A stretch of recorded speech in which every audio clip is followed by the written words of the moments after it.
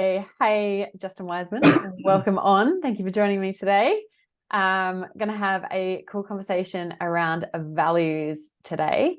I've just sort of preface this conversation by saying that what I have observed through the German New Medicine lens and from my base knowledge of the Demartini method is that knowing one's values is super valuable when it comes to perceptual change and therefore tools that we can use in the resolution process, which is what's necessary through the GNM lens to resolve biological programs and wrap up symptoms. So Justin Wiseman, take it away, give us a quick intro on who you are and what you do, and then let's dive into exploring all things values. Okay, cool. So Justin is my name, obviously. I'm a Demartini facilitator, but I'm also a coach. I've obviously trained for now. I've now been in the coaching space for 8 years, I think it is now. What are we, 2023, nearly 2024. So 8 years I've been coaching, and through my coaching journey, I've been down different paths from things like Psych K to breath work, like we mentioned before, through to meditation. I've explored many things with myself. And what I eventually came around to seeing and finding was that the way that the Demartini method works and the values side of that as well was the most powerful tool that I found for my own personal change. And so that's why I kind of shifted to just going down that path. And so I'm a coach and I am also a business owner. So I also have multiple businesses. So obviously coaching is one of those. I also run one with Tanya Cross, so Maximum Growth, and I know that you've had T on before, I'm pretty sure. And then got some businesses in the hospitality space as well, so food van businesses and things like that. So a few different things on the go, but human behavior. Yeah. I think it's like, if I have a look at, we're going to talk about values today. So my highest value is it's around business, but it's also around human behavior, and then it's also like the performance side of that. So I love like growth, behavior, how we can help people perform better and excel in life. Then I've also got business like by itself, so business growth, and then I also have family. So it all kind of integrates and interties together. So that's kind of a little bit about me. I don't know how deep you want to go. I could probably I could tell like 14 hours of my life story, but yeah. Sweet. Yeah. Let's start there. That's a good little intro to who Justin is. And then let's jump into, okay, so from the Demartini point of view, or the Demartini language, what is a value? Because obviously a value can have a different term in lots of different modalities and threads. Yeah, so I think to understand what a value is, I think we need to define what a value isn't, because there's a lot of, I think in the personal development psychology space, value is, or the word value or the label of values is thrown around a lot. So I think different people have different ideas of what it is, which can be confusing for people. So the values in the terms that I'm talking about is what's actually called axiology, which is the study of human values or intrinsic worth. And so what a lot of people confuse with that is things which are social norms. So a lot of people will go to, say, a personal development event or maybe an NLP event or something, and they'll go to the event and they'll learn things like integrity and trust and honesty and love and things like that, which are more of a social norm or a and when I say social norm, I mean that most people socially will say that they want people with integrity, or they'll say, I want people to be honest with me, or they'll say, oh, I just want to be loved, or they'll say and so they're also things that they want to be known for. To some degree, yeah. It's like they want to give people love, right? It's like, oh, well, I might want to give people love, or like I might have a standard, and I would call it more of a standard, is that I'll stick to my word. Now, that's what integrity is. So if we have a look at integrity or honesty or trust, they're all social norms, but they're also filtered through our values. So I'll come back to that just so I don't dive too far off track. So a lot of people think that those are values, but they're actually just a social norm or an emotion that's actually polarized. And so when I say polarized, it means that they also have an opposite, and every single person has a different interpretation of that. So if I say honesty, well, your interpretation of honesty might be different to my interpretation of honesty, or how you perceive honesty or how you perceive integrity. It might be different between me and you because we filter our reality through what's actually of value to us. And so therefore, why we might say that's a value and we think we have the same values as others, we don't. So a value is actually something that's real and tangible in our reality. So say, for example, with mine, like business growth and human behavior, like if I say that, while it might be slightly different to someone else who has a value of business growth and human behavior, you can get an understanding of what that actually means, right? So my life will be reflective of those through the actions that I take, right? Which is like studying, researching human behavior, through my coaching and facilitating on human behavior, through doing business. And when I say business, it's the principles of human behavior in business, right? So when I look at a business, I filter the world, and what do I see? I see business as people.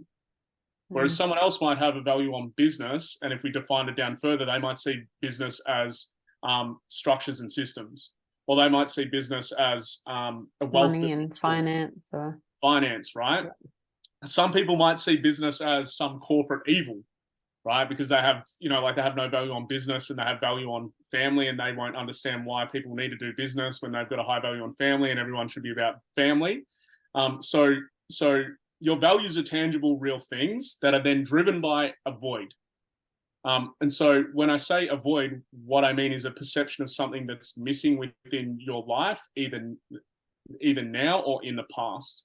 And so if you've got a strong void or a strong perception of something being missing from your past, so for example, for me, I didn't think I was smart enough, right? And I didn't, and at the same time, I have a moment in time where I had this thought where, I'll just tell the story. So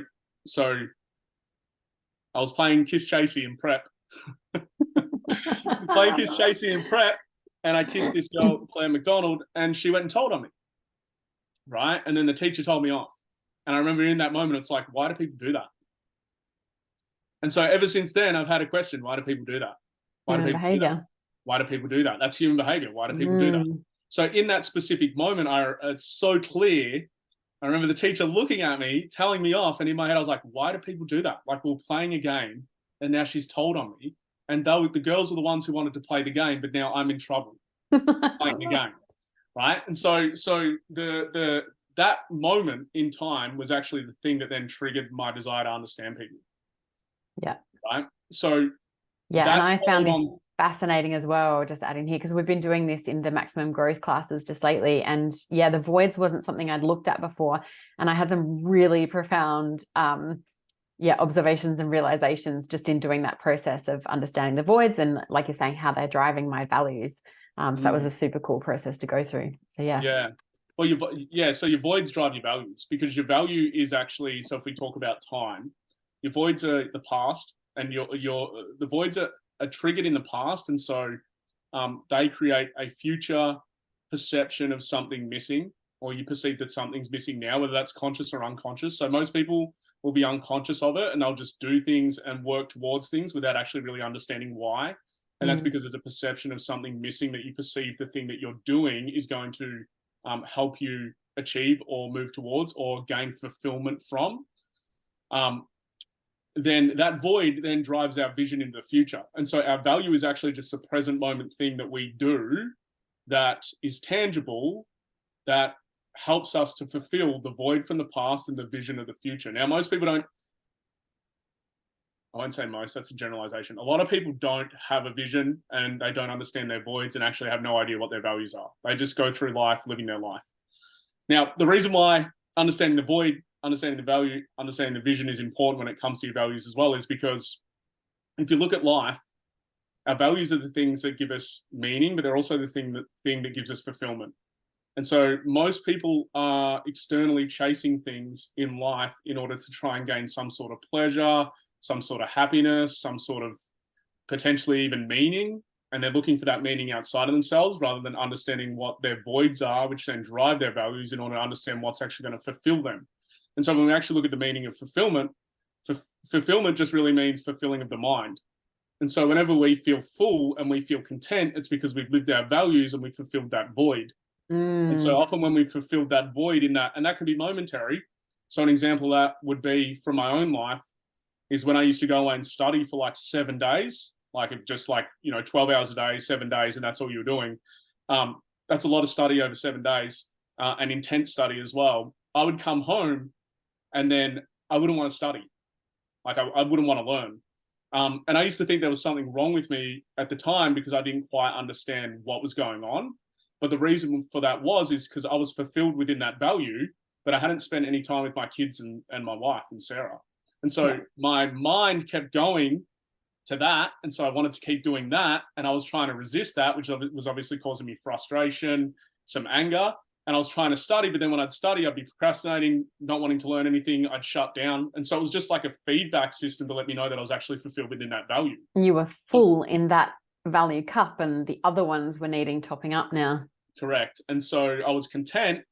So all I had to do was listen to myself, and all that had happened is I'd spend a day with them and then bang, I'd be thinking about learning again, or I'd be like asking questions again. But if I resisted it, the longer I resisted it, the more I would end up, or the greater the degree of frustration I'd create, and then I'd end up burning out. Until when I burnt out, then I'd spend time with them. And guess what had happened? Oh, all of a sudden I'm inspired to learn again. Right? So like all these patterns are like trying to force me back to living my values in their priority order. Yeah. So coming back, I think I've gone on a bit of a tangent here.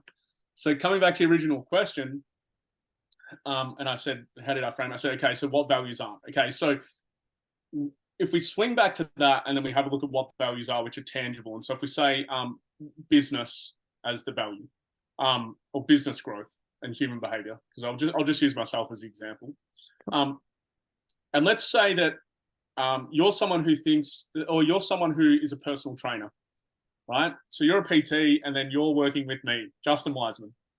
And you have an expectation as a personal trainer that your clients will show up to every session because you have a high value on health and training. And so you, even though you may not know this, you have an expectation and project that value onto every one of your clients because you expect them to behave and act like you do.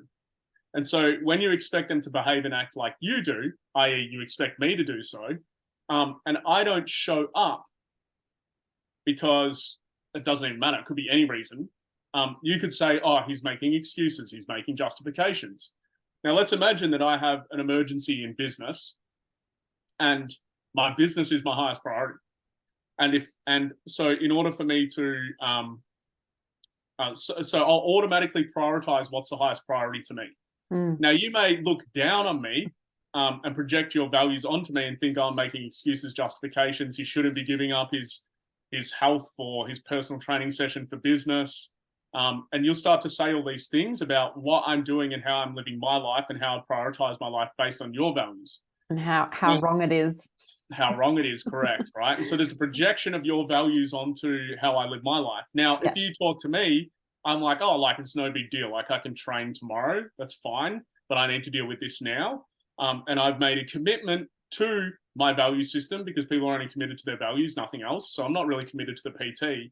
I'm only committed to the PT when my values are actually full and I have the capacity to train because it's a lower value of mine. It's like five or six. Or if the PT is somehow serving one of your highest values, right? Correct. Well, yeah. So we can jump across that as well. Coming there. Yeah. So let's imagine that the PT then says Justin lacks integrity.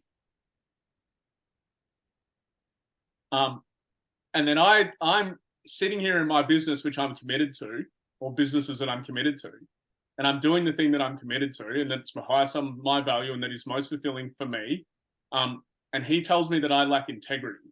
Well, no, I don't lack integrity. He perceives I lack integrity because of his value system. Yeah. Meanwhile, you're sitting there going, I have full integrity because I'm showing up for my business, my 100%, clients. 100%, right? So, and then let's say, for example, then I perceive in his language that he said, oh, Justin lacks integrity, like he's just making excuses. And then all of a sudden, in my perception, I go, well, he's being mean, right? He's being mean because he's challenging my values. He's talking down to me. Oh my God, he's being mean to me. And so he might perceive that he's actually being kind. Yeah. Keeping you in line with your health and your well-being and your PT sessions. Right. So he thinks he's being kind because he's trying to hold me accountable or whatever. I think he's being mean because I have a different set of values. And so therefore there's when we come back to the idea of social norms, right? if we think that kindness and integrity and honesty and all those things are our values, what we'll discover is that we'll perceive that everyone outside of us lacks those things. And so how can you actually ever have real relationships with people, because you perceive other people don't treat you the way that you want? Yeah, because our experiences are coming through different filters. They're coming through different perceptions. Yeah. Yeah, because you're filtering your reality through your values, your past experiences, your belief, even your language, your culture, all those things are what you're filtering your reality through. And so if you have those one-sided social norms that you think are values, you'll judge everybody else outside of you because they can never meet those expectations. Or they can only fleetingly meet those expectations, instead of realizing that, okay, if I'm kind, if I speak to Justin about business, and I share things on business growth with him just out of the blue, Justin will have the perception that I'm being kind and generous to him.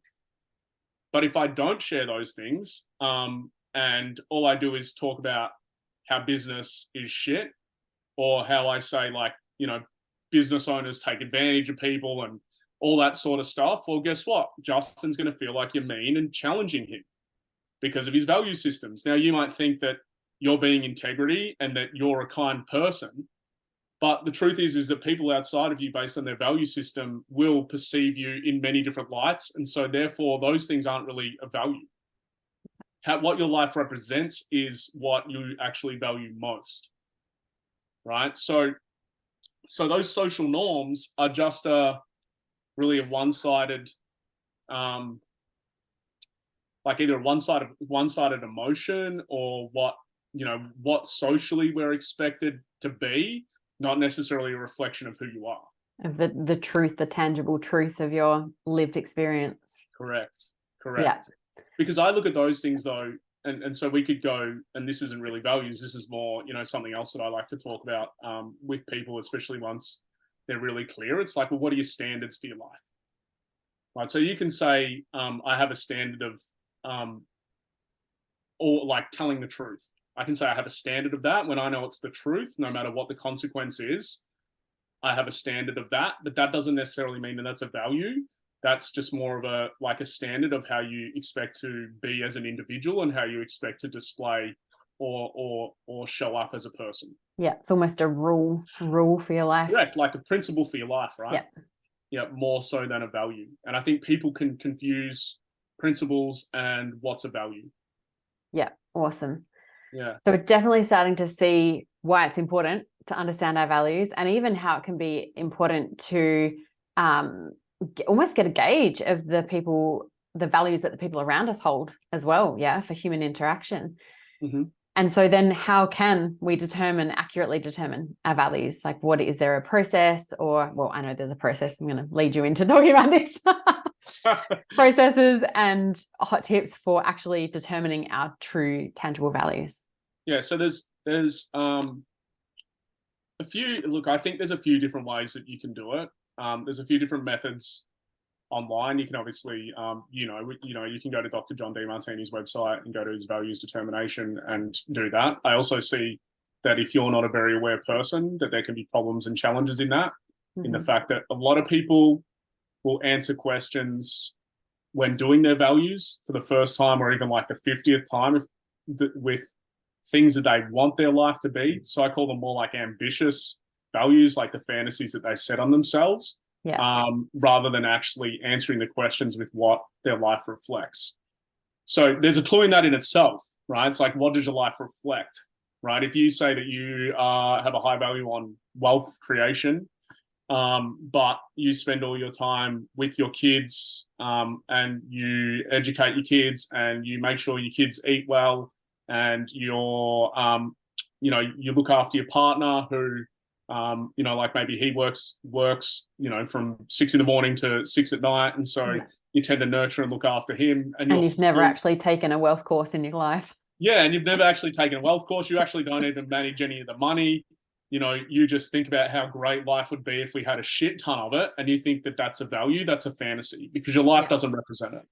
And a lot of people live life in frustration because they live their life comparatively to other people who have things that they think they want, and because of that, they think their life is shit. When the reality is that those fantasies are the things that are actually creating the pain, not their actual life. So the question was, how do you determine your values? You'll have to keep me on track, otherwise I'll just run off. No, I love it. I love it. Go with the tangents. We're here for So yes, so there's obviously the determination processes online, but I think you can do it in a few different ways. I think one of the most underrated ways is actually just tracking your time. So, but I think the reason why most people avoid and don't want to do that, and I often do it with clients actually, because it can give me more of a real indication of what their life represents versus what they're telling me. I can definitely see that being confronting as well, though. Oh, and that's the thing, because as I spoke about before, the fantasies.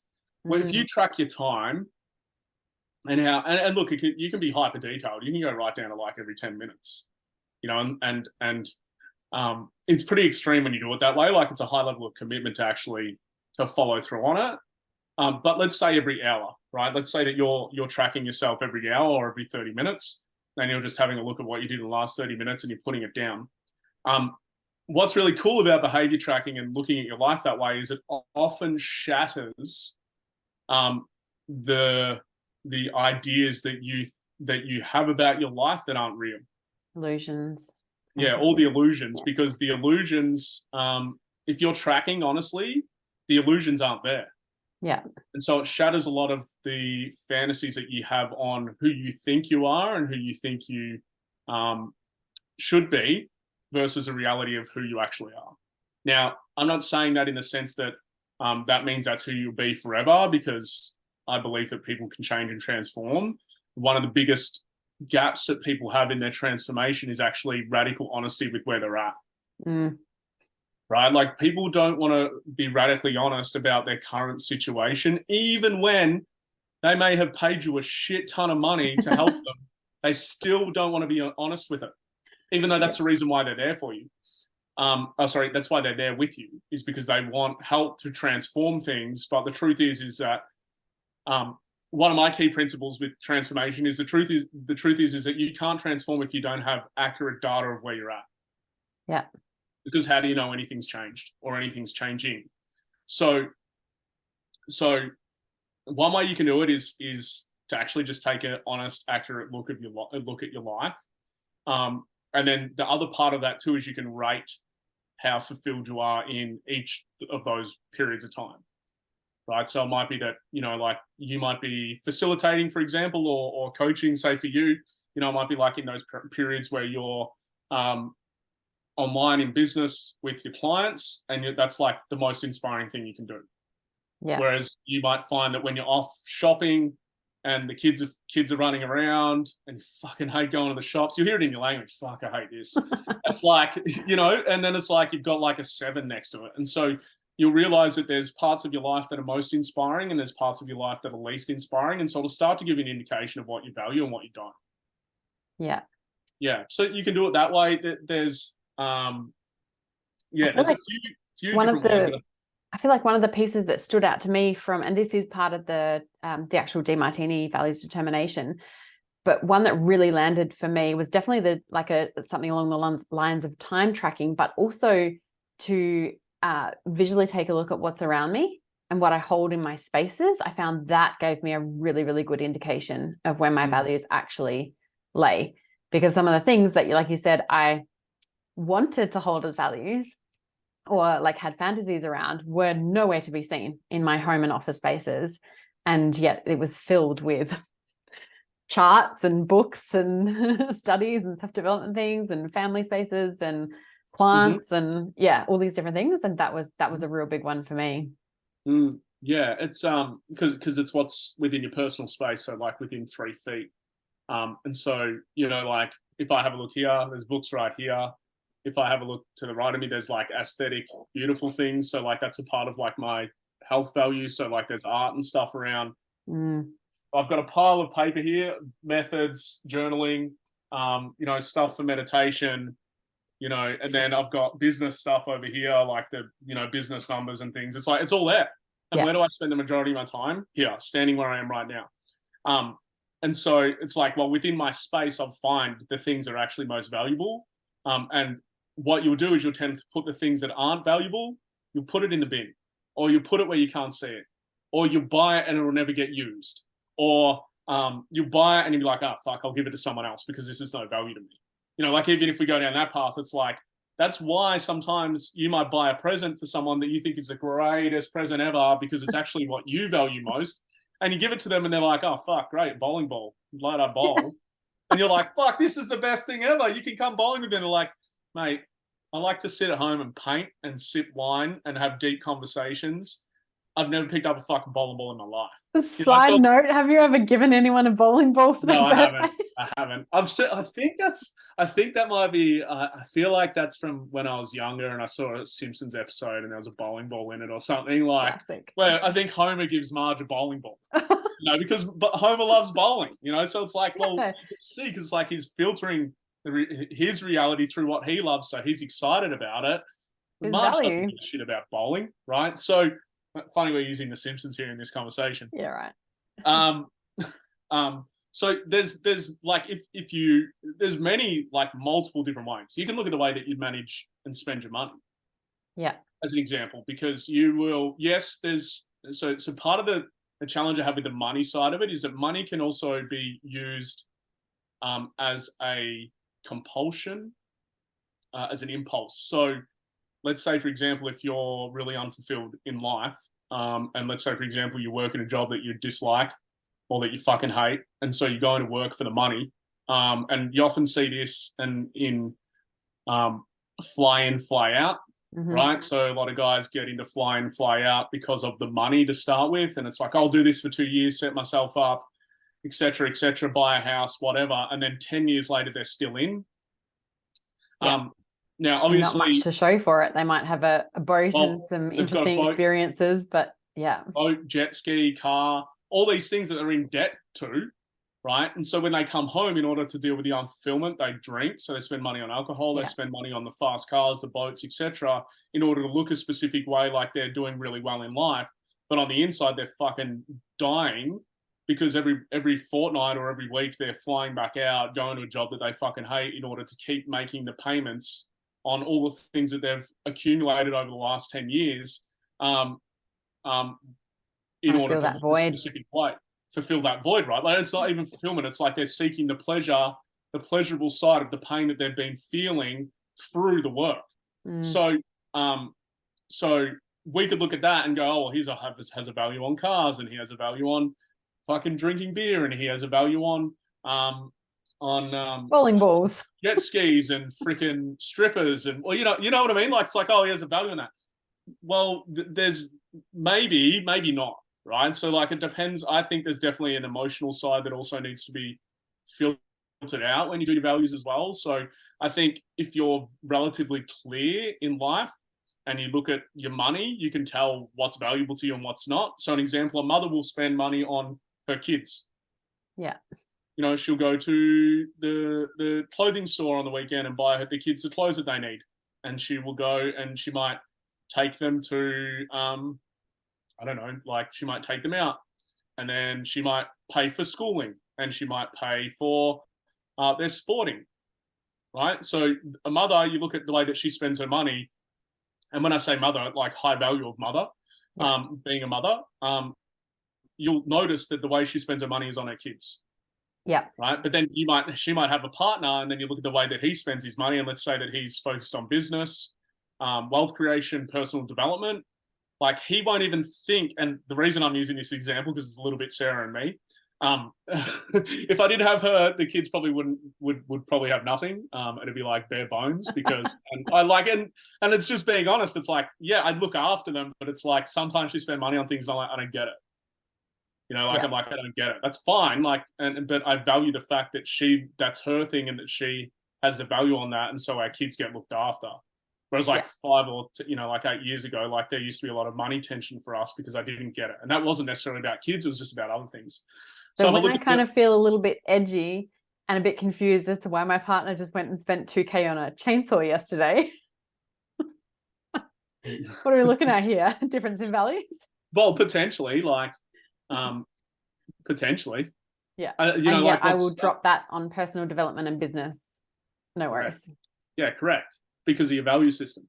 Yeah. So your money will reflect your value system if you look at it, like if you are being objective around it and don't have like those compulsions. Now, you know, we all have compulsions around things. Like we might have a shitty week and then we've earned a shit ton of money. And so we're like, fuck it, let's go out and have a few beers and whatever. That's, you know, like it's not a good or a bad thing. It's just if your whole life is occupied by compulsion and like trying to escape, then that's an issue. Yeah. You know, and so this really comes back to two things that I like, hot topic on my heart all the time: radical self-awareness and radical self-responsibility. Yeah. We've got to start there with everything, really, don't we? Yeah, well, that's, you know, like what we said just, you know, a few moments ago about like that radical honesty with yourself. Yeah. Yeah. So I think money is a good indicator that you can use as well to understand what you value. You just need to be, there'll be patterns in there though. Like there'll definitely be patterns in there. So I think that's another good one. Like that's simple. I think you can also have a look.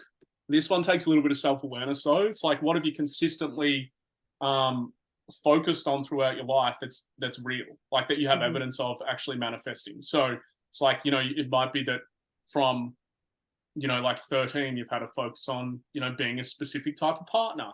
And then, you know, you had a relationship when you were 15 and then you know, that didn't work. And then you grew from that. Then you had a relationship when you were 18 and then you had a relationship when you were 21 and then you've been married since you were 23. And then, you know, you've like had this consistent goal of like creating closer intimacy and getting to know your partner better and growing as a lover or as a partner or as a husband or a wife. And so that's like just been this like consistent evolution of like matching into this vision. And you're like, when you look back, you're like, yeah, that's always been there.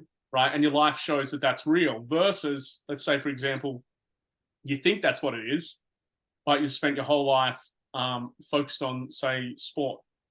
Yeah. And so you've been an athlete a large amount of time.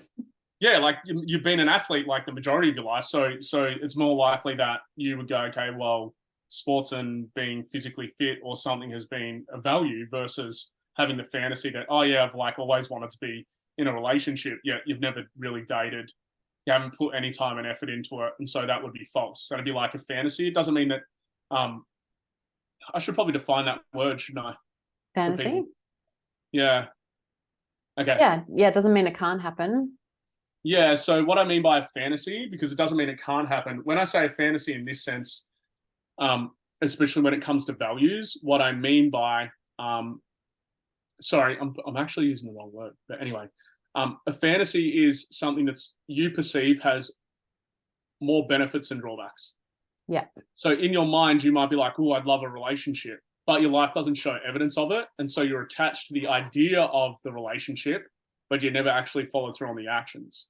Yeah. Right. And so you might actually feel depressed when you think about having a relationship because you don't have one. And so that would be an indicator that you have a fantasy on your life. Your life is meant to have a relationship when the reality is that it doesn't. And so then your emotional states, disappointment, depression, etc., the comparison of what your life looks like in that area versus what you want it to look like would show that you have a fantasy. Yeah. The other one is, in that context, more of an unrealistic expectation, which is to live outside your values. So I was using the wrong word. My apologies. But so the expectation that you would, that you have a high value on relationship, but your life actually shows that you have a high value on physical fitness, being an athlete, not on relationship. So that would be an unrealistic expectation on yourself, which would then also lead to some of those emotions that I just spoke about. Yeah, that lack of feeling fulfilled. Yeah, in that space. And it's not, I wouldn't say lack of feeling fulfilled, because fulfillment is a values thing. Yeah. Because you wouldn't necessarily let's say, for example, you gave up being an athlete and you subordinated to, say, your mum, who told you that, you know, like part of the point of life as a woman was to have a partner, get married and have kids. But your whole life has been about performing as a female athlete. And then you give that up in order to do that, to fulfill that supposed dream. Yeah. But then your life is unfulfilled. You've got the things that you thought you were meant to have or should have. But they're not in alignment with my values. Yeah, and so it's like my life feels chaotic. It's like, why is there almost all this chaos in my life? And this is meant to be the thing that's actually fulfilling for me, based on the subordination to what my mum said. And Yeah. and that can be a social belief system as well. You know, like if you look here, that's pretty strong. Maybe not so much with our kids when they're going to be growing up, but definitely like our generation, etc. And before that, definitely strong culturally and for some mums. And I'm not going to say it's not still something that happens. I'm assuming there's still those belief systems, but so it wouldn't necessarily be unfulfilled because you didn't have it. It'd be more of like, I feel depressed. Yeah, out of alignment. Yeah, or discord. like, yeah, so it's like I'm fulfilled in my being an athlete, but I really think I should have a relationship. But then if you gave up being an athlete to get a relationship, your life would be chaotic. Yeah. Mentally, emotionally, etc. You'd be getting feedback to say, hey, like I'm out of alignment here because I've given up being an athlete. And so you'd be getting all this feedback trying to push you back to what's actually of highest value, including the fact that you'd probably spend a lot of time thinking about it. Yeah. Yeah. Cool. All right. So there are just a few ways that we can sort of determine our values. Yeah. Yeah, epic. Super helpful. And if we bring this back around, so where I want to loop this back around to now is because I have some ideas which I'd like to touch on, but I'd love to hear your perspective on if we talk about values in the context of symptoms, mental health challenges, and physical health challenges. How can you see that knowing our values could be beneficial when it comes to working with those things? So I guess we could dive into like the nervous system here a little bit.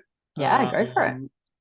So the more congruent we live within our value system, or the more we live congruently with our highest value, we judge ourselves less. So it's not necessarily, that doesn't mean that we judge the outside world less, because we can't actually get rid of judgment. Judgment is just a part of being human.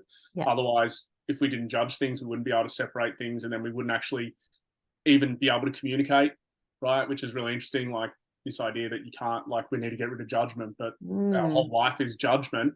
And the things like that's a whole nother conversation, right? Oh, mate, like we could dive down a rabbit hole there. But anyway, so I warned you, like, don't let me run off on tangents. So understanding that when we live congruently by our highest values, we have the least pride and shame. Understanding that when we live by our highest values, we have the least amount of guilt and shame. Pride and shame. Pride and shame. Yes. So have you heard of, you may have, you may not have, but Freud talks about the tripartite psyche. You've heard of it? So the ego, the superego, the id. Yeah. So when we live by our highest value, or our highest values, that's actually living within the ego. Now, the ego means I.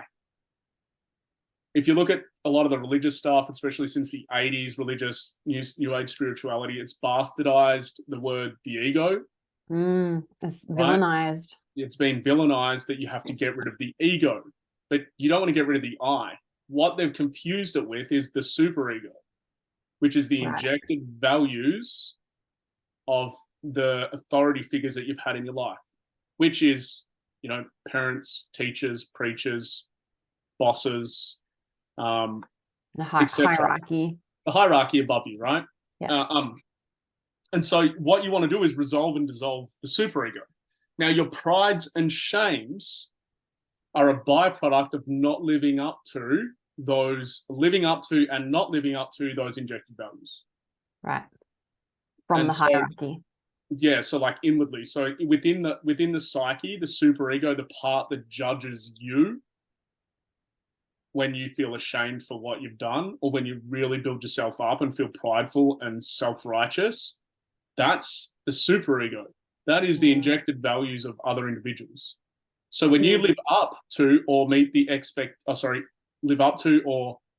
go beyond the expectations of an authority figure that's within your psychology, you have pride. Yeah. When you don't meet them, you have shame and you beat yourself up. So when we live our highest value, or our ego, within our ego, and we quieten down the superego, we don't judge ourselves. There's no judgment there, right? And so when there's no judgment there, when you look at the way our psychology works, if there's no building ourselves up or putting ourselves down, so no resentment or infatuation to others, no infatuation or admiration to self, and resentment to self, or pride and shame towards self. There's no philias and phobias, so there's no fears and fantasies that are running you. You have the most balanced autonomic nervous system. Right?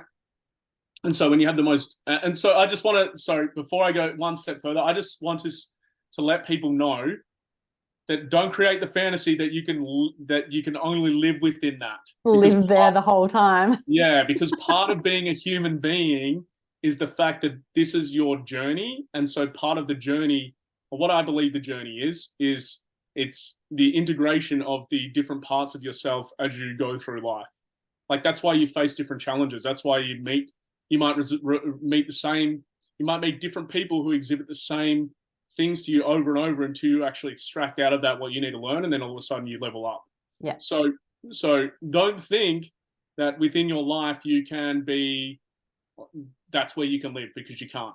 The outer world is going to consistently bring you things. You're on your journey. If you're looking to grow, you're also going to put yourself into situations where, your fears are going to show up, your infatuations are going to show up. Look, let's even just look at an intimate relationship. An intimate relationship basically is founded on infatuation at the start, right? Yeah. So it's like everything that you see in them is fucking magnificent, and you don't see any of their downsides, and then like 12 months later you're living together and fucking shit starts to go downhill. Farts and he snores and he smells. Yeah, right. And so you start to see, the real side of them. And so the idea that you can't, like, that you'll live life just within the ego, and I haven't spoken about the id because I don't think it's important, but that's more of where the fears and phobias and things like that is. So the id stands for the idiot, right? We do idiotic things. So your infatuations, your fears, all that. Like, you think about the extreme things that an individual do when they're infatuated. Like, think about someone that you were totally infatuated with, and think about the dumb shit you did.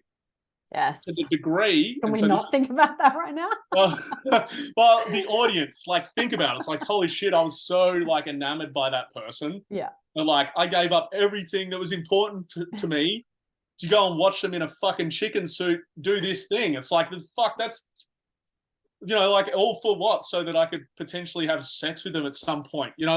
Literally, like, that's what it was, right? So let's not. We're all adults. But there is primal drive there as well, right? There's primal reasoning, there's biological reasoning behind this as well. Yeah, 100%. Like, 100%. Well, like, if you didn't have infatuation, you probably wouldn't have children. Yeah, exactly. Yeah. Right. So it's like there's like, our sexual desires are driven by our infatuations drive our sexual desires, because there's perceptions. This is even interesting in itself, because what we perceive as beauty is also voids. So it's like, what we perceive as beautiful is things that we perceive was missing. And sometimes that's why the physical trait of our ex-partner is the total opposite of the physical trait of our new partner. Yeah. Right? So it's like, you might have gone from blue eyes to brown eyes, or you might have gone from blonde hair to brown hair, or you might have gone from, like, a super athletic partner as a male to someone who's, like, more feminine and really curvy and whatever. And so it's like, it's the things that you kind of perceived were missing, and that may have been, again, conscious or unconscious. And then all of a sudden you see them and you're, like, totally attracted to this person, whether that's physical or mentally. You might have dated someone who was physically attractive and had no deep intellect, and so then all of a sudden you're deeply attracted to someone who has a deep intellect and is reasonably physically okay. So anyway, coming back, So nervous system. So coming back to the nervous system and the health, when you're not judging yourself, and as you'd be aware of, that, like, your self-judgment, self-criticism leads into autoimmune issues, etc., and leads into disease, and obviously that's linked to pretty much almost everything, right? So Yeah, it's a we can't- slightly different view from GNM, but I'll come into that in a bit. Oh, okay, cool, We'll hear yours. Okay, cool. Yeah. I know it's not black. I know it's not totally black and white. So, but just as a bit of a generalization there. So when it comes to our values, there's that element of it. So our nervous system is generally the most balanced, and that's when we're the most objective. The other side of that is if you look at the brain. Sorry, not your psychology. The reason why we're most I'll say balanced or least judgmental is because when we live our highest values, the telencephalon or the executive center. So for those of you who are watching, so basically let's just imagine the prefrontal cortex, but parts of that.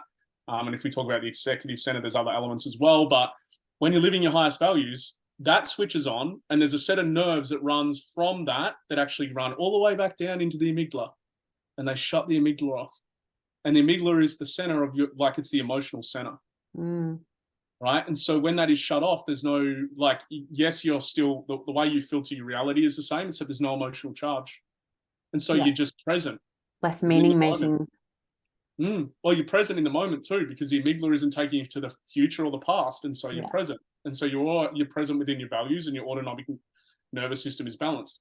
Whenever your autonomic nervous system is like really out of whack, you're either in the past or in the future. In your psychology, you'll be thinking about the future, you'll be thinking about something in the past, and your nervous system will be out of whack. So there's that element of as well.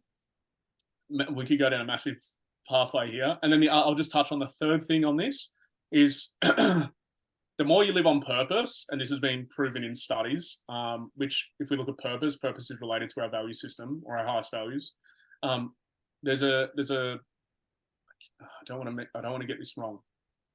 But on the end of our DNA is what's called a telomere. And the telomere itself is what dictates the length of your life and your health. And so the more chaos there is in your life, the shorter the telomere is, which means that the cell can't reproduce as many times. Right? Now, when you live your values and you live your purpose, you actually produce what's called telomeres. And telomeres repairs the telomere. And so when it repairs the telomere, you're actually creating a longer life. Wow. Yeah. Do you know the person that comes to mind for this as a classic example is David Attenborough. Like, look at the passion in that man's life and how much he has lived what I perceive to be his value system. Inspiration. That's his inspiration. Yeah. And he's turning out to live like a really long lifespan, right? I can't remember what it is, that he's in his 90s now. It might even be like up in the higher 90s, I think, the last I heard. Don't quote me on that. Look at Warren Buffett and Charlie Munger. They're in their 90s. Yeah, wow. So and he works every day. Yeah. Works every day. He's been doing the same stuff forever. Super inspired every day, just lives his values, lives what's most congruent to him, and he still says he skips to work in his 90s. Yeah. If you look at society, everyone wants to be fucking retired by the time they're 60. You know, the average person dies 2 years after their retirement. What the fuck do you want to retire for? I have no interest in retiring. Yeah, it's like, it's not retirement that kills you. It's the lack of purpose and meaning in your life, because you think that you've worked your entire life to get this reprieve of retirement, especially if you've been living like this, like basically living in the future, like going through all this hardship in order to get to this moment. But the only reason it was hardship is because you missed out on the meaning, because you're focused on the future. Yeah. And so the majority of, the average lifespan after retirement is what, last time I checked, it was 2 years. So, but that's the average. Yeah. And so GNM actually speaks to this as well. And it can tie in beautifully with what you've just said there, is that often what we see is that people are living in these jobs in a state of conflict. And in GNM, the length and intensity of conflict is equal to the length and intensity of healing phase, right? And it's in healing phase that we experience most symptoms. And it's also in healing phase that things like heart attacks, strokes, and all sorts of fatal crises can happen.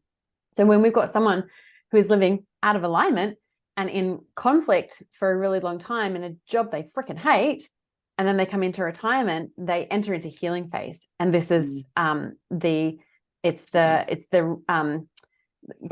the body is reversing the adaptations that were made in conflict active phase, resulting in the symptoms, but it's where we see fatalities. So I think that's a really interesting tie in there as well, is that, like if we're staying in that prolonged state of living out of alignment and effectively in conflict, then the longer we do that for, we're cutting years potentially off of our life in multiple different ways that we're speaking about here. Yeah, and so the terminology you say conflict, and the way I look at it in my language would be what we call distress, because there's eustress, which is inspired challenges, and then there's distress, which is where you're still doing it, but you want to avoid it, and so detriment.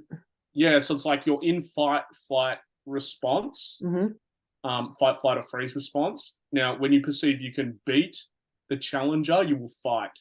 And so it doesn't mean that you're inspired, and it doesn't mean that the thing that you're doing is what your life is, like what's most valuable to you, but you perceive that you can beat the fight.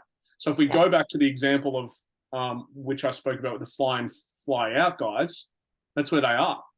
Yeah. Like they're trapped to some degree financially, and they're trying to fight their way out in the same way that they got themselves in. Right. So their nervous system, they're in a fight response. And so that makes sense. Like you stop and then you go, and then all of a sudden you're not reacting to shit. And then, as you said, it's like that becomes a healing phase, and then boom, they get hit with everything. Yeah. Yeah. And look, I noticed this with people who like to operate, like, I guess you'd say high performers. I don't like to use it that way. Let's just say people who go really hard and don't rest. Is that when you actually can get them to slow down, it might take them 2-3 weeks to stop being reactive. So nervous system response, it's like thought, and and I've been through this as well, because I'm kind of a little bit reformed there. I'm a little bit more balanced around it all now, rather than let's just go hard all the time. But like the last time this happened to me, I went away because I was like aware of where I was at. And it's the same with clients and other people that I speak to. And it's like when you're trying to chill out, your head's still going, and you'll get a thought and you'll feel your body jerk because I got to go. And so it's like, I've noticed that part of that phase now for me, and so I try to have on phases, off phases now, but I'll notice that it might take 2 or 3 days for that to stop, and then everything calms off. Yeah. Whereas in the past, I had to, when I left the company I was with before, and it was go, go, go. Sometimes we'd go for 4 weeks at a time on tour around Australia, speaking every day, fly in, set up the event, get on stage. It was brutal. When I left there, it took me 6 months. It was a 6-month repair cycle from being on for that long. Yeah. And did you notice any physical symptoms come up within that time as well when you did stop? I had a lot of, so it wasn't so much physical. I had a lot of patterns rear, a lot of anxieties and things that had just because I was just been working. And it's honestly, there was that, but then before that, I was even working hard and whatever. So it was the working hard was an avoidance of all the psychological stuff that I'd been avoiding, that when I stopped over that period, it was welcome. All this stuff just came out. And I was like, holy fuck, I didn't even know this stuff was buried under here. Yeah. And I was in the stopping and letting my nervous system calm down, that all of it just started to gurgle out. And so physically, I didn't really notice anything. At that period of time, I shifted to really focusing on my physical health and training a lot more. I did put a fair bit of that energy into CrossFit. I won't lie. I went trained pretty hard there. You went hard. But so a lot of it tended to come out in my psychology. Yeah.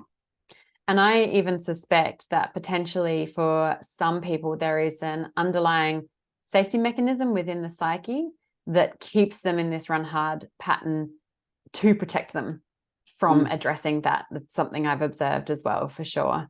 A Yes. driver to stay in that.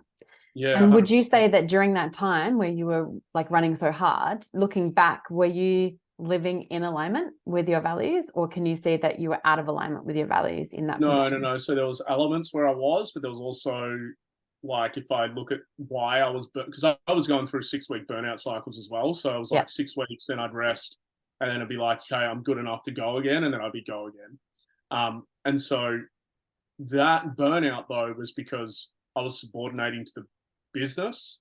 Like, what did the business need? What did I need?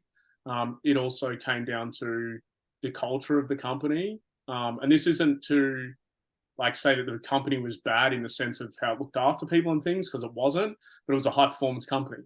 Yeah. So, there's this persona that you have to, or, well, I won't say that you have to. There was this persona that I thought I had to, because I won't say that I had to, that I had to be a specific way and show up a specific way and not show, like that I was going through certain things. It was almost like a persona of like having it together, that you're performing, that you're kicking ass in life, that you're winning, when the reality is that I also had the opposite. And so it was like the hiding of that was also burning me out, as well as some of the things that I was doing on a consistent basis without, there was elements in the company, because it was growing, that I wasn't getting the support that I required in order to do my job effectively. So I felt like, there was that as well. And then there was what I was doing wasn't necessarily like fully aligned with my values. When I joined that company, I joined because it was going to give me the opportunity to learn a lot, gain some skill sets, like a lot of things that I wanted to keep moving in the direction that was right for my mission. And so there was a lot of stuff in there that was of value for what I needed. But then, like doing it for too long just fried me. Yeah. Yeah. And then eventually there was just one moment where, I just got, I understand human behavior. And so obviously the company I was in was about human behavior and performance too, right? And so he tried to use masculine energy on me to get me to go. And previously before that, like, I just asked for some support in specific ways that would help us drive the results. And then in that moment, when it was like, he kind of like challenged me, like how you challenge masculine energy and they're like, yeah, I'll fucking take it. But that was a moment, because I feel like it had been on for like 4.5, 5 years, that I was like, that was like where I just retreated. Like, I was like, I can't win this fight. Like, and it wasn't what I thought in my head, but then all of a sudden it was like, that's it, I'm out. Yeah. Like, I had to be out. I can't win. It's like, I'm fighting this fucking grizzly bear that I can't fight it anymore. I got to run. Like, I've got to run, because it's like, it's going to kill me, right? I've put up the fight. Like, I know when it's over, and that's kind of like what happened. So yeah, so the answer to your question is there was a few, like a culmination of things, but there was definitely an element of it that was out of alignment for sure with my values, and that was driving those burnout cycles. Yeah. Cool. Yeah. All right. I want to thank you so much for sharing all of that. First of all, I think it's really beneficial for us to hear firsthand stories, and then, we can relate and see how it all plays out in a human experience. Where I'd love to shift to for the last little bit of this, because I'm conscious of time and keeping our beautiful community engaged here. I'll stay on for 4 hours if you let me. So. I know, me too. I'm like, I don't know. Maybe they want to listen to us for 4 hours. Maybe they don't. Who knows? We can always come back. We can do a round 2. So what I'd love to do is speak to this from the G&M perspective, because I have some ideas here, and then get your take on what I'm saying and how you see that playing out from your perspective and the Demartini perspective. So what I have observed is that with German medicine, when it comes to resolving physical and mental health challenges, what we're effectively looking to do is, 1, determine the moment of DHS. So the DHS is the Dirk-Harmer syndrome, and that is the moment of impact, if you will. It is the moment of conflict, and it's something that catches us off guard. It might be labeled a trauma or a shock, although it doesn't have to be massive. It can be something that is seemingly small, and yet it catches us off guard, right? So the psyche perceives that it wasn't prepared to deal with this, and so it engages an organ in the body that is going to assist us in making it through that event based on the way we perceive that event. So what we're trying to do with Germany medicine when it comes to resolving mental and physical health challenges is one, we need to determine that event, like when was that, what was it, what happened, and also then what was around and involved at the time, so that we can understand where there are tracks and triggers in play, because the psyche kind of takes like a snapshot at that moment. And it says everything encompassed, involved in this moment is now a track or a trigger. And even if we don't re-experience the original event, we can experience, say, a pollen or an apple or a person that was present at the time. And that will reset the biological program in motion, which results in chronic continuous symptoms. So we need to determine. And then what we want to do is make sure that that moment is fully resolved, because it's like I mentioned, there's 2 phases to every program. We've got conflict active phase and we've got healing phase. So while the conflict is active is while the problem is live and the body is adapting to try and help us move through and past that problem. Then when we tip over into healing phase, and the healing phase can begin through a partial resolution. And this is where we see hanging healing, which results in long-term chronic symptoms through either a hanging healing or through tracks and triggers. And this is where it's important to make sure that we resolve the original conflict, the original moment and event. So we either want to move someone out of conflict activity, or we want to wrap up a hanging healing program or tracks and triggers. Where I see our values coming into this is that original moment can be resolved in 2 ways. It can either be resolved through practical means.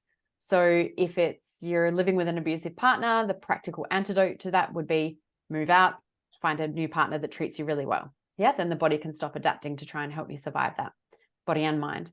But it can also be resolved via perceptual change. And this is where I believe our true empowerment lies, because the honest answer is sometimes there's not a practical resolve to these things. Like sometimes it's in the past, or sometimes it's just not viable. And so the beauty is that we can change our perception at any given moment of an event, right? And this is what we see so much through Demartini. And what I've noticed when I'm assisting clients to create a perceptual change around their original events and moments, something that is so helpful is to understand our values. Because if we understand our values, then we can work to see how this event happened not to us, but for us. Yeah. And so that is my take on why understanding our values really well is super important when it comes to addressing physical and mental health symptoms. And then I also deeply resonate with what you've said about if we can live in alignment with our values, then from my perspective, we are less likely to come across situations that catch us off guard. If we are living in ways that align with our highest values, if we're living in ways that feel good, if we're living in ways that feel nourishing for ourselves, then we can imagine that perhaps that would result in a lowered possibility and rate of situations that were going to catch us off guard. I'm not saying there will be never, because I feel like I have been living in more alignment with my values over the last few years than I ever have before. And yet I've come up against some crazy challenges. Like I've had really intense stuff going on with my family. I've had all sorts of things with my partner, like all these different, and in the world, right? There are some things we can't control. And in that instance, therefore, knowing our values, we can choose to create a perceptual change based on working with those values and coming to a shift in how we experience the event. So that's my take on it from a GNM perspective. How does that sit with you? And does that feel, I guess, like accurate from what you understand of values and perceptual change? Yeah. So, so firstly, I just want to touch on, just point out one thing. So when I mentioned before about the values and living congruently, the inward judgment is the thing that is resolved there. So what that means is also the, say if you've got goals in that area and you're balanced around that, you're the most objective, and so therefore fears and etc. won't be showing up, but you'll still have the different areas of life throwing challenges at you, and so therefore you will still face challenges that you're, as you call it, like which may create conflict. That's the word, right? In GNM. So those moments will still. Conflict is a specific moment in GNM there. It's not so much like an overarching stress or conflict. It's a specific moment. Yeah, but say for example, so even on that point, all overarching stresses have specific points in time or moments that are Initiation. initiation, and then primary, secondary, tertiary moment, which is similar to what you were saying before, like with the apple, etc. Or in the specific moment, there's all these things in the perception that then, like it might be a pair of blue jeans, and then you see, like you've got some event that's happened, and then you see a man who's wearing blue jeans and a person who did it was wearing blue jeans, and then all of a sudden you're associating that to the original moment, and so you're like anxious, and so you're creating primary, secondary, tertiary moments all associated to this original thing. And if we look at, say, what psychology might call it, they might call it like complex PTSD or something along those lines. So everything that you're saying, it's just in different language to how we would potentially talk about it with the Demartini method. When it comes to your values, though, and resolving them, your values are the pathway and the fastest way to the resolution of those conflicts, because your values, well, your brain is basically a highest value seeking organ. And so anything that is outside of your values can still have value to you. Like most human beings value something in each area of life. Like the majority of people want to have social relationships and would like to have some level of financial empowerment and like to have, potentially, not everyone, like wants to have a partner, but let's imagine that 90% of people want to be empowered in all areas, which means that asking questions or looking at the different areas on how that conflict served or helped is wise. But at the same time, the fastest path and the path to the greatest rewiring of the nervous system and the brain is through the values, because the values is what is the core. Your brain's a highest value seeking organ. So if you can see how whatever the conflict was of service to your highest values, you are most likely, you're going to transform that perception a lot faster. Because my understanding is like if we look at a conflict, well, there's a perception of challenge to the value system, in some way, shape, or form. And so if you can see it as on the way rather than in the way, then there is a healing that occurs from that. And so yes, I'm not sure how to sort of say that in like, your hanging healing and your traps, and I'm not sure really there on what they are, but that's when the healing occurs. Yeah, what you've shared there is perfect, and I think that absolutely nails it. And this is like basically what I was hoping this conversation would lead to, is helping people understand that learning what your values are is not just like some kind of fun quiz thing to do. It has the capability to have a massive impact on your mental health, your physical health, your general life satisfaction. So yeah, it's not just some pop quiz on the internet. Like this is cool shit, people. Yeah, and it's like if you look at the reason why people do most things, it's because they're searching for a feeling. Yeah. Right. And so the most fulfilling feeling is fulfillment, like contentment, fulfillment. It's like when you've lived your highest values and you've achieved some things within those values, and you finish the day and you sit down, you're like, fuck yeah. You're like, fuck yeah. Then the next day you wake up energized. Right. Yeah. But most people will try to search for that feeling through living based on other people's ideas of what life should be. There's many, like we could go down a whole hierarchy. What did you call it? The hierarchy that dictates. You said something earlier. So if we're looking at the superego and the authority figures. Yes. Yeah. So there's that. Like let's say for example, if you've got a pattern of people pleasing, and you don't know how to say no, or you're challenged with saying no, and so you say yes a lot, but then you live life in a lot of frustration because you don't know how to say no, because you're doing a lot of things that you don't want to do. And so then you spend your weekends sipping on wine and drinking alcohol to deal with the fact that you have an unfulfilling life, and so the thing that you look forward to is alcohol, or like pleasurable. And I'm not saying there's anything wrong with pleasure. Don't get me wrong there.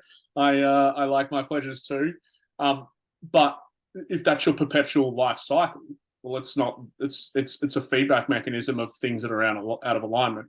And so if that's your life, it's like you'll spend your life looking for happiness or these fleeting moments that you think your life's about, because fulfillment is missing. But when you actually live congruently with your values, you realize that life isn't about happiness or sadness. Those are parts of life, but that isn't necessarily the meaning of life and what life is just meant to be. Most people seek positive. Most people live their life just seeking a one-sided life, like trying to live positive without negative, trying to live happy without sad, trying to live excited without boredom. Well, guess what? Most of your chaos in life is created because you're trying to create that one-sided life instead of instead of living congruently and understanding the reality that you're going to have both. And so when you actually have congruency and live congruent with what's most important to you, your void, your values, your vision, your mission, and you work towards that, you tend to avoid a lot of those emotional oscillations because you're fulfilled.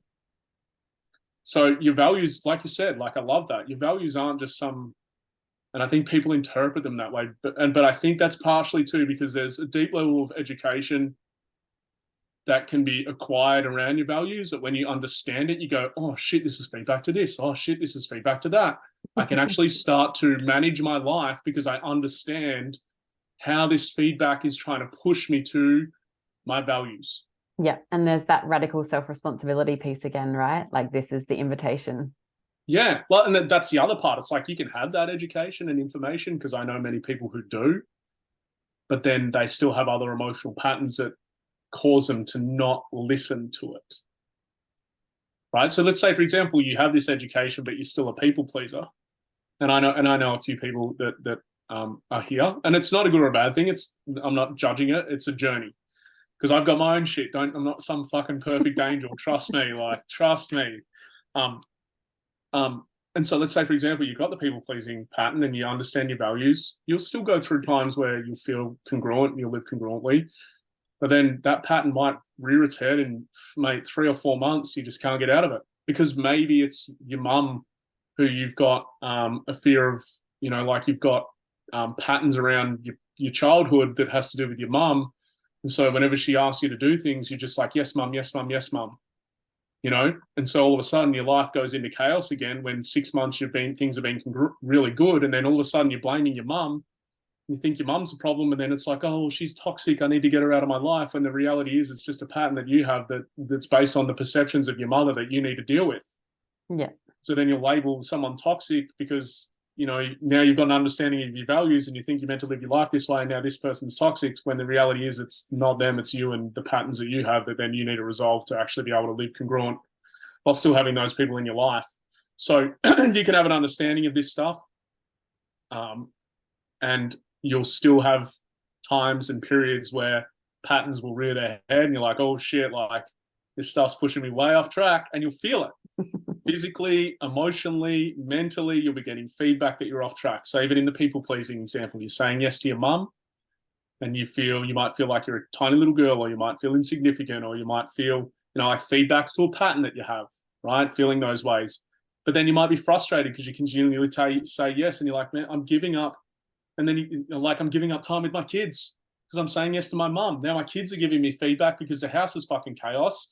My partner's like coming home getting frustrated as well because it's like, well, I'm spending all my time, like I'm going to work and then going to see mum all the time because she needs me. And then he's like home doing dinner every night. He's home like doing all the kids stuff. And like I'm getting all this feedback and my life's turning into fucking chaos, all because I don't know how to say no. Right? But you see this happen, right? So it's like because I can't say no. And so it's like I might get this, like I might understand my values, or I might not understand my values, and I could actually be talking to someone right now on here, which no doubt, knowing the way this stuff works, it's probably someone going, holy shit, he's talking right to me. So like those patterns can also distort, like that stuff can totally distort your value system and you living congruently. But you'll be getting the mental, emotional, sociological feedback of being incongruent. Yeah, and that's that self-awareness piece. Again, radical responsibility. Yeah. It keeps coming, like for me, this is the key. This is where we start and where we end, is superb self-awareness and radical self-responsibility. Where it begins and ends. Yeah. Awesome. Thank you. Such good chats, and definitely could chat for another 4 hours. Yeah, I'll zip it now. So people watching, fan community, please let us know if there are threads of this that you would like us to expand on and do a chat 2.0. There's so much here. Justin, how do you want to wrap this up in terms of like, what is your parting gold nugget, and also where can people find you and the Demartini method if they want to explore this more? Parting gold nugget. Oh. It's not actually, I don't like, it's not really complex. I think if you really want to transform your life, like, dive into values, because the power of values, if you become self-aware, and then you can start to determine and dictate what your values are. If you can understand, then even go deep. Like, this isn't even about going deep. Let's imagine that you don't even understand your voids and your vision. Like, that doesn't even matter. Let's just go values, right? If you can get an idea of, or if you can become aware enough to reflect on your life, to commit to getting clear on your values. So over the next 6 months, 12 months, and obviously the questions help you. So it's like every time, and then you become more aware every time you ask those questions, because you start to think about that in your daily life. It's like, oh, look at how I'm making a decision here. I'm choosing this over this. Why is that? Oh, well, maybe this is actually, my relationship with my husband is actually more valuable than spending time with my kids. I always thought my kids were, right? So it's like you become more aware because you've started to ask the questions, and so you start to pick things up. And then when you become aware, then you start to consciously start to make decisions based on those things that your life is showing evidence of becoming, that is most valuable to you. Now, there's challenges to this. I'm not going to pretend that there's no downsides, because there is, because sometimes it means that your whole life needs to fucking transform. And it also means that you have to quit the fucking job you hate. It also means that maybe your partner isn't the partner for you. It also means that your partner might get pissed off because you're turning into the person that you weren't before. And so you've got to face a whole heap of challenges and downsides to actually living more congruently. And for some people, they don't want to face that, and that's okay. So there'll be these challenges as well. And so your capacity to do that will totally, I believe, transform your life more than many other things, because it is the foundation and the basis of human behavior, which means it's the foundation and basis of who you are as a person. And so getting clear on that, I think, is if you never learned to resolve conflicts, as you call them, if you never learned to balance your perceptions, if you never did any of that work, and you only got if there was one thing that you did and got really clear on that, and got clear on your values, I guarantee you your life would transform. Yeah. 100%. So that's my nugget. And that's a promise too. Like, I guarantee that. Like, if you have the courage to do that, and to take radical responsibility and live your life congruently by what your values are, and say yes to all the things that help you to expand that, you're going to set your life on fire. And that may not be what everyone else's version of success is. That might be, fuck, I just want to be there for my highest value is my children. And I want to be there for my kids, and I want to be the greatest mother ever. Like, look at, here I go. Fuck, tangent. Sorry. Let me just finish on this. The Rose Kennedy, the Kennedys, the President Kennedy's grandmother, her mission was just to raise inspired leaders. Yeah. And look at that, how that impacted the world. But she had the courage to be Rose Kennedy, and didn't let anything else get in the way. So if you can then quieten the voices from the outside and listen to it. So that's another key part of this. It's like, the more you listen to the voice on the inside, the quieter the voices on the outside get. But the more you listen to the voices on the outside, the more you bury the inner voice. And so this is also a process of listening and learning to follow that inner voice, not the outer voices, as you get clear on this. Yeah. So, okay, cool. Nugget. Perfect. Check. Check. What was the next question? Where can people find you and start to explore your work or the work of Demartini? What do you want to throw out there as a Yeah, last? so well, we've got our website, so Maximum Growth, www.maximumgrowth.co.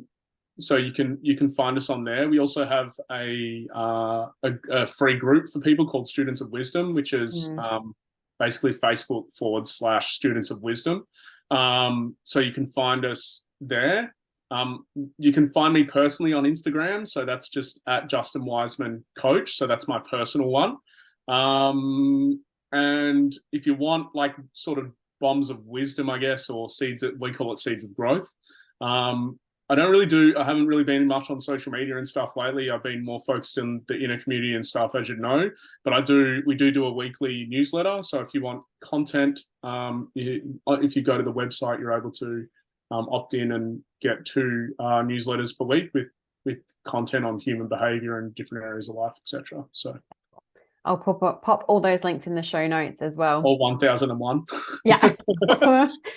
And last question that just come to mind, because I'll say random stuff like this. If there is one single thing that you absolutely froth on working with, love working with, and if somebody listening was like, hell yes, that's me, and this is the guy for me, this is the coach for me, what would that be?